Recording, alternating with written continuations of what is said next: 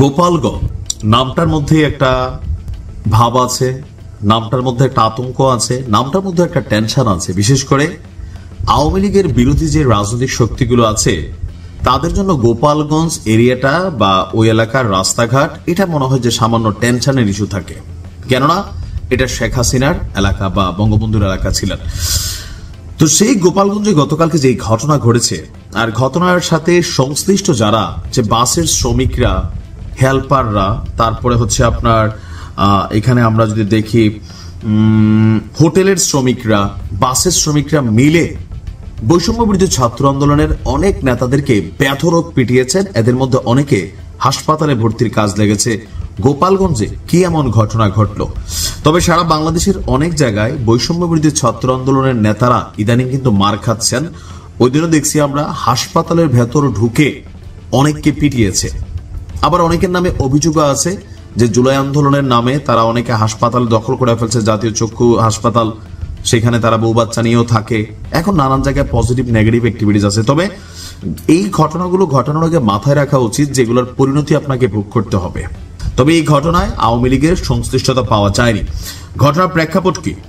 মাদারীপুরের জুলাই গণঅভ্যুত্থানে শহীদ এবং আহত শিক্ষার্থীদের বাড়িতে মৌসুমি ফল বিতরণ দিয়ে শেষ করে তারপর হচ্ছে যে বাড়ির দিকে ফিরছিল বৈষম্য বিরোধী আন্দোলনের আপনার কয়েকজন নেতাকর্মীরা।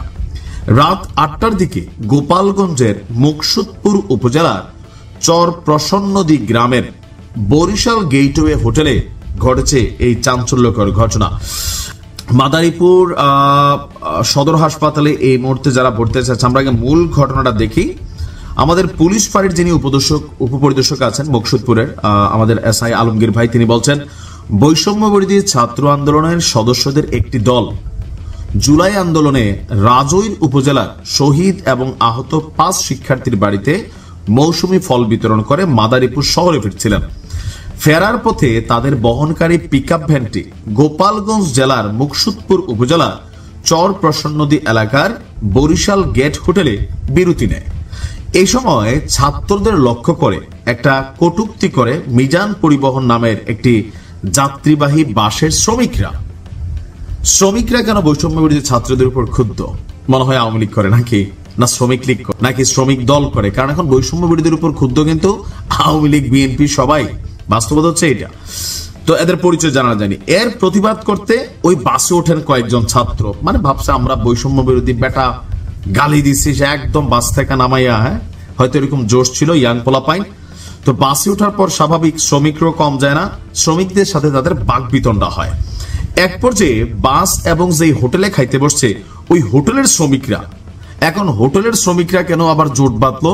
শ্রমিক ভাই বিষয়টা কি জায়গায়? এক পর্যায়ে বাস এবং হোটেলের শ্রমিকরা মিলা যৌথভাবে বৈষম্য বিরোধী ছাত্র আন্দোলনের নেতা কর্মীদের উপর লাঠিসোঁটা নিয়ে ন্যাক্কারজনক হামলা চালায়। মারের এক পর্যায়ে চিৎকার চেঁচামেচি শুরু করে তারা, মা গো, বাবা গো, তারপর কে কোথায় আছেন আমাদেরকে বাঁচান। যখন এভাবে তারা চিৎকার করছিল, পরে গ্রামের মানুষ বা আশেপাশের মানুষ তাদের এই করুণ চিৎকারে সাড়া দিয়ে আপনার এখানে আসেন লাঠিসোঁটা নিয়ে। তো ওই বাসের শ্রমিকরা, হোটেল শ্রমিকরা আবার পালিয়ে যান এলাকার মানুষদেরকে দেখে। পরে আহতদেরকে উদ্ধার করে মাদারীপুর সদর হাসপাতালে ভর্তি করা হয়। এসআই বলছেন যে ওসি মোস্তফা তিনি ঘটনাস্থল পরিদর্শন করেছেন। এই ঘটনায় জড়িত চর প্রসন্নদী গ্রামের আজিজুল শেখের ছেলে ইব্রাহিম শেখ সাগরকে আটক করেছে পুলিশ। মামলার প্রস্তুতি চলছে। মিজান পরিবহন এবং বরিশাল গেটওয়ে হোটেলের শ্রমিকরা যৌথভাবে এই হামলা চালিয়েছে। মিজান পরিবহন বাসটি ভাঙ্গা থেকে বরিশাল যাচ্ছিল, পথে বাসটিও ওই হোটেলে বিরতি নেয় বলে তিনি জানিয়েছেন। কিন্তু আমি বুঝি না যে হোটেলের তারা এখানে কিভাবে কানেক্ট হয়ে গেল। আর এখানে যারা হাসপাতালে ভর্তি আছেন, মাদারীপুর জেলা বৈষম্য বিরোধী ছাত্র আন্দোলনের যুগ্ম আহ্বায়ক আশিকুর ইসলাম, কিরণ আক্তার, আর সদস্য সচিব যিনি আছেন সেই এলাকার মাসুম বিল্লাহ, আরেক যুগ্ম আহ্বায়ক দিয়া ইসলাম, মিথিলা ফারজানা, মেয়েদেরকেও মারছে। বড় ন্যাক্কারজনক ঘটনা। 24 জুলাইয়ের এই যোদ্ধাদেরকে এই মুহূর্তে এইভাবে মারধর করার সাহসটা এই শ্রমিকরা কিভাবে পায়, বা শ্রমিকদের সাথে সাথে মেয়ে মানুষ আছে, মাঝে মাঝে হিরোইজম দেখাইতে হয়। বাংলা সিনেমা পোলাপাইন এখন দেখেন, আমরা দেখছি ছোটবেলায়। হ্যাঁ, অনেক সময় দেখা গেছে যে শাবানার একটা ইপটিজিং করতো, তোমার নায়িকা পপির ইপটিজিং করতো, শাবনুর ইপটিজিং করতো, তো সালমান শাহ হাত ধরে ফেলতো যে তুমি যাইও না প্লিজ।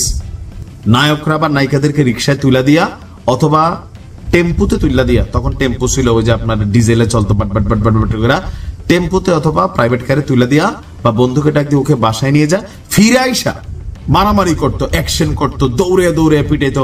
নায়িকা আবার পরের দিন কলেজে যাওয়ার সময় এই বাচ্চাগুলা মানে এই সন্ত্রাসী বাচ্চারা আবার দেখা, ম্যাডাম সালাম আলাইকুম, ভাবি সালাম আলাইকুম, বলতো আল্লাহ তোমাদের কি হয়েছে, কে তোমাদের এমন হাল করেছে।